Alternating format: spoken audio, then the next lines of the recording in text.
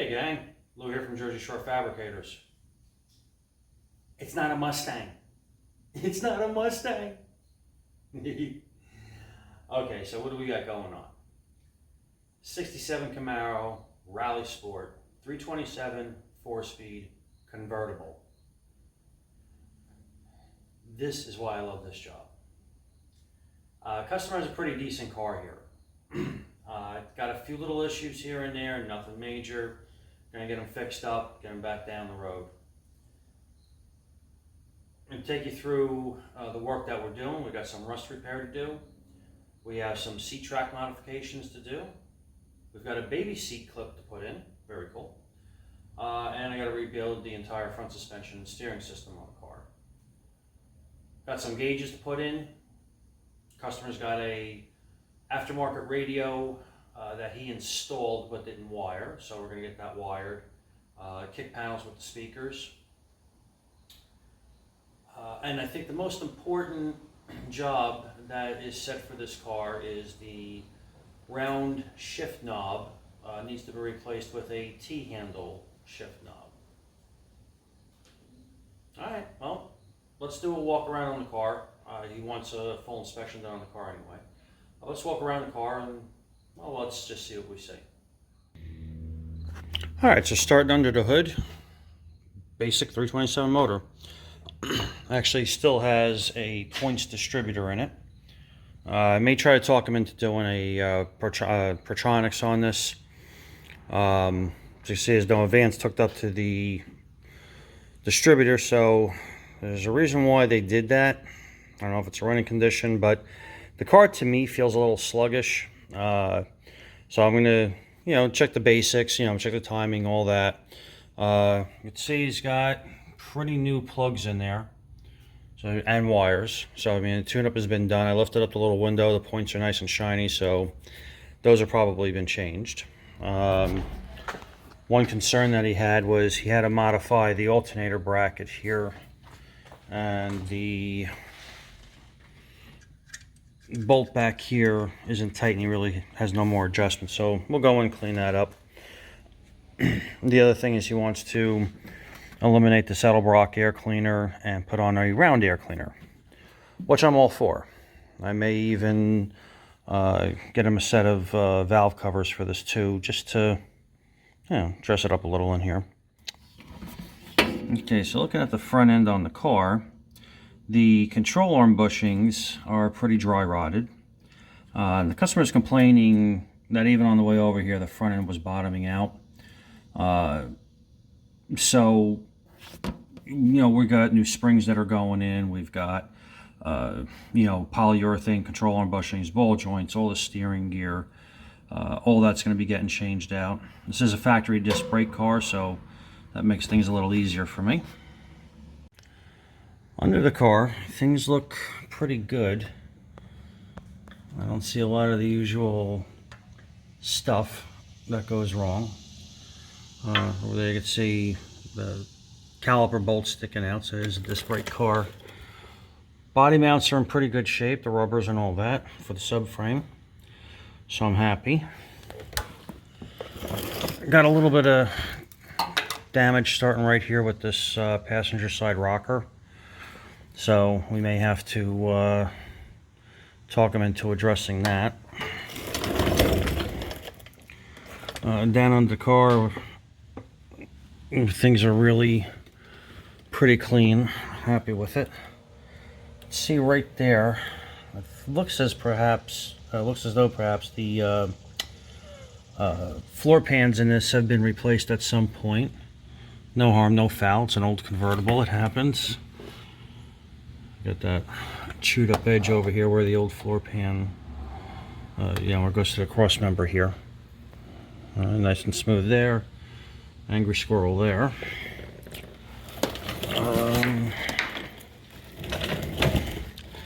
Customer states there's hardware missing for the front leaf spring mounts.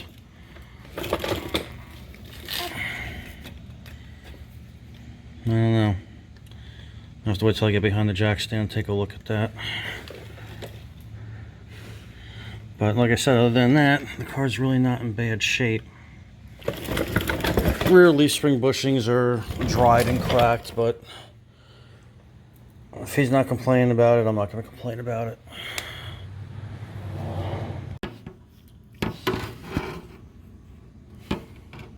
In the rear passenger rear wheel well, you see that big hole down there?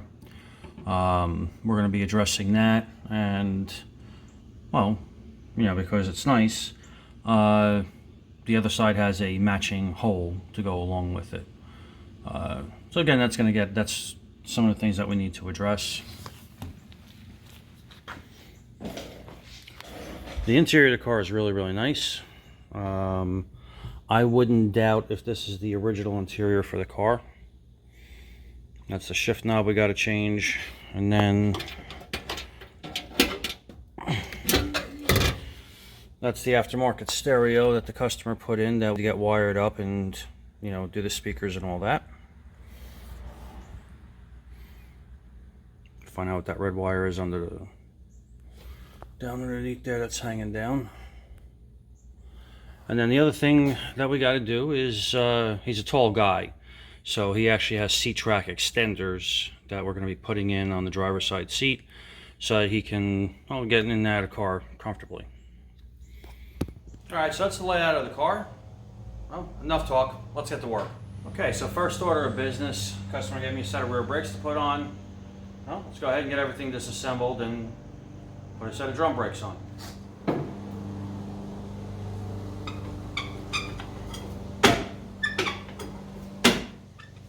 Alright, so first order of business is to take the tension off the brakes so that I get the brake drum off.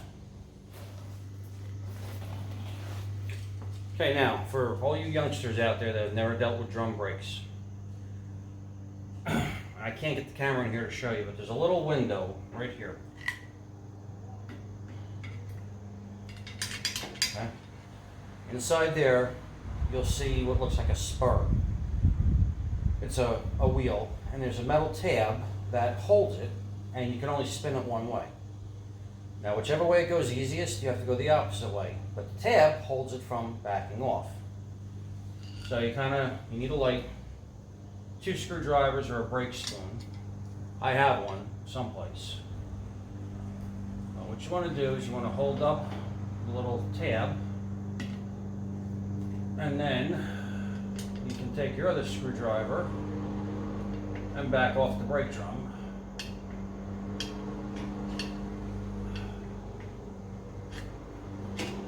That's the adjuster for the brake shoes. Yeah, this is fun working on the floor.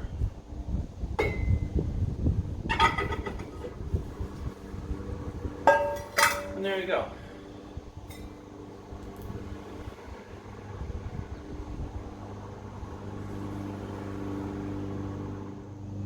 Honestly, these shoes look brand new.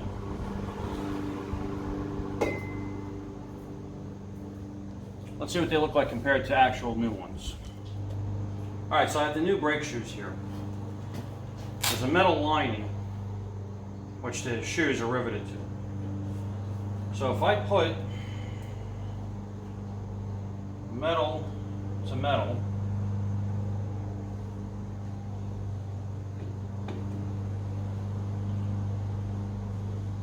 there isn't even a 1/16 of wear.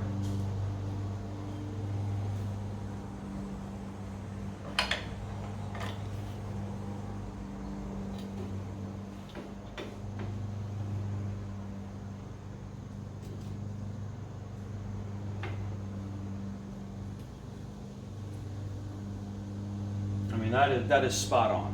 So we're going to leave these alone. You can return these and use that money for gas or anything else.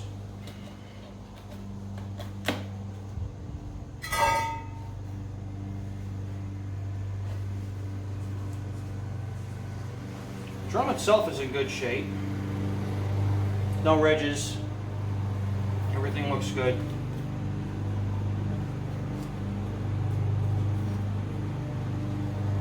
So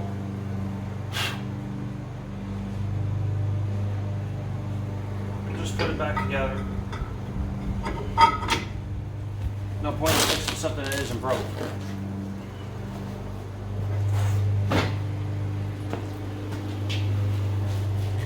Never mind the lawnmower in the background. Now, of course, because I had to unadjust, loosen the drum, we have to readjust it. So again, now from here I should just be able to feel where that wheel is.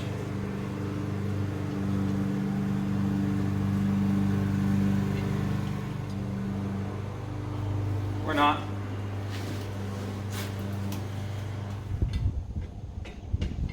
I like to go 2 or 3 clicks at a time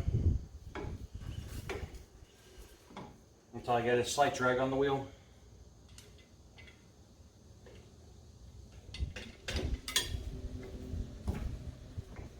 Right there.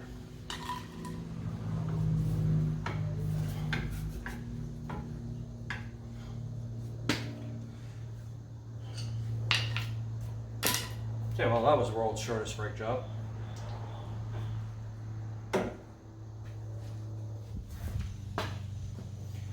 Alright, well, we're not doing anything with the rear brakes, so next order of business is rear seat belts and a baby seat.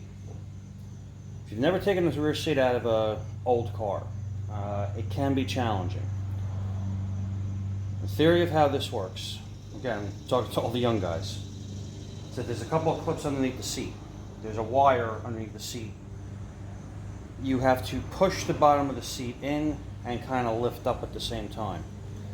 If yours is stuck, you may have to take a 2x4 across the front with a mallet or a soft-faced mallet, depending on whether or not you're recovering the seats. These seats are in great shape, so we don't want to damage them. So let me walk you through getting this seat out. If I do it, it might be easier for you to understand. So the first thing you need to do is get up inside the car. And you're going to kind of push and lift, and that takes care of the bottom half of the seat.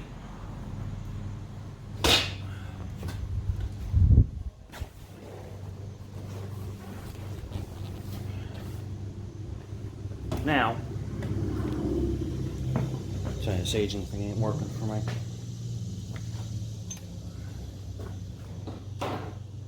Mind you, while I'm doing all this, I'm also going through a case of shingles. So, to say that I'm a little uncomfortable right now is an understatement. Down under the seat, or the seat back rather, you're going to have 2 bolts. I believe they're 7/16. There's going to be one there, and one on that side. Okay. So you take those 2 out, and then the seat itself will pull straight up. Okay, so get yourself a decent size extension.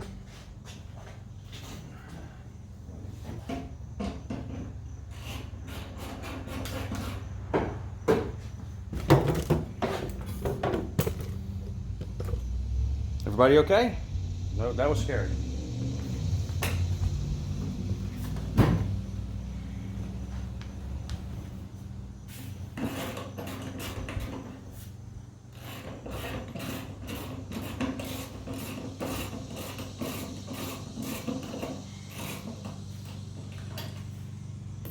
Now, what I'm hoping to find under here is once I take these bolts out, the original seatbelt bolts are still in the car. Otherwise, that's going to be a little bit of a setback.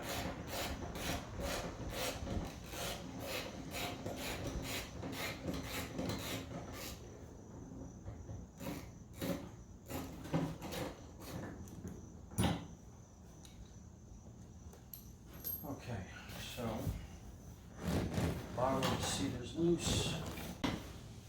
There's a seatbelt bolt underneath there. Awesome. And there's one there. Alright, I'm going to wrestle these out and replace seatbelts. Okay, all four belts are here. All 4 bolts are here. Cool. another tool. Call my ass out of here. At least it's convertible, makes it easy. Walk in and out. 13/16.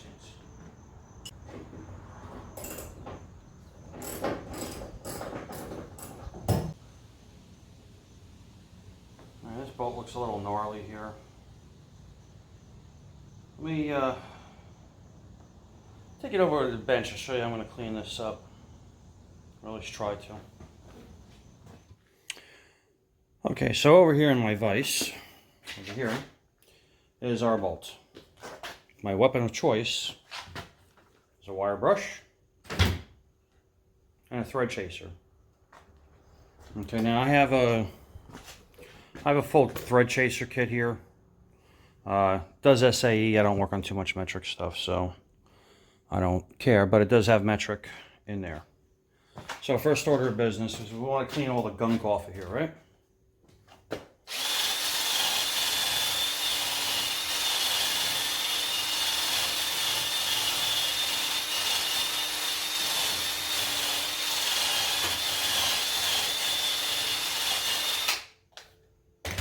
Easy enough.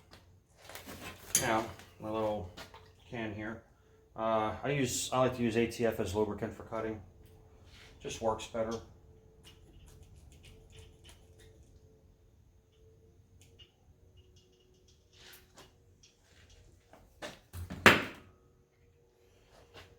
Little thread chaser. Looks like a regular nut, but if you look inside, let's see. If you look inside, you'll see serrations. Okay. So, start that on there. The old ratcheting wrench. And just nice and easy, run it down the threads. This isn't a die. Okay, it's just a thread chaser. You can't cut any threads with this. Now basically what this does is make sure is that when I go to put this back in the car, it's going to go in as easy as possible, considering how, or depending on how rusted the capture bolt is on the floor pan itself. And we want to make sure it threads down all the way and goes in properly because, you know, little Junior's going to be in the back. And we want to make sure that he's going to have a fun and safe ride. Okay. So, I don't have my air on, otherwise I just blow this off.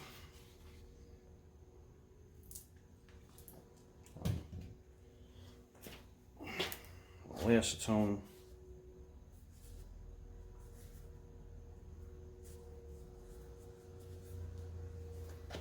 And there we are, just about as good as new. All right, let's go put this in the car and see what happens. Okay, and again, never mind the sound of my neighbor with his leaf blower. All right, so we got a new set of seatbelts here. My guess is that they are not genuine GM, but whatever.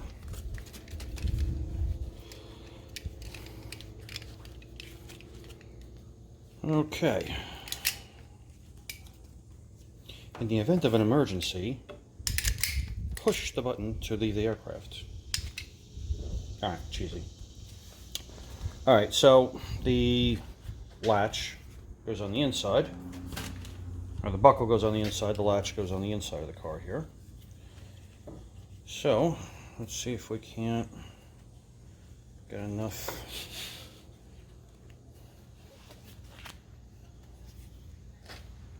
There we go. And basically, all I'm going to do is put the bolt through the hole, back into the car, tighten it down, and, well, do the other three after that.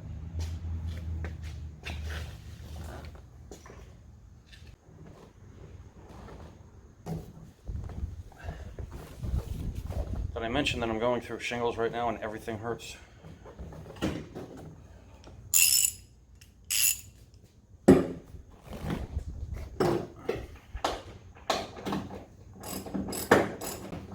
honestly, we kind of stole it because the bolts were here. So I was happy about that.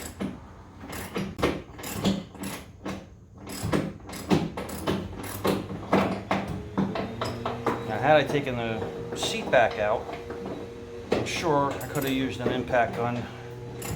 It made this a little easier, but to take the seat out, I gotta take off the cover for the convertible. And, well, to be honest with you, I'm kind of lazy. So, all right, that's one. 3 more to go. All right, I'm not gonna bore you with that. I'm just gonna go ahead and get these knocked out. And then, well, I'll show you how the rear seat goes back together. All right, so at this point, all 4 seat belts are in. Full disclosure, the one seat belt that was in the car, I did have to use the air impact gun on. I probably could have gotten it with a breaker bar, but I have the air gun, so why kill myself? The 2 bolts are in on the bottom of the seat, so the seat's secure, not going anyplace. As far as installing the bottom half,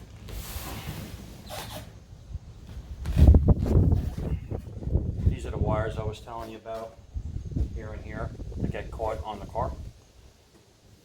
So installing it is just as simple.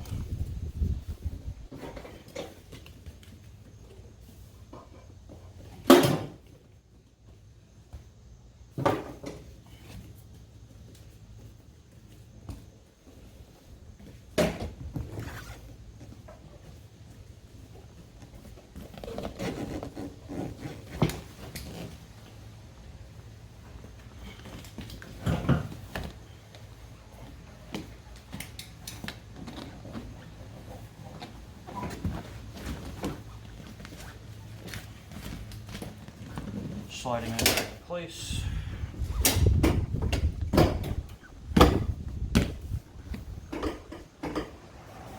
And that's that.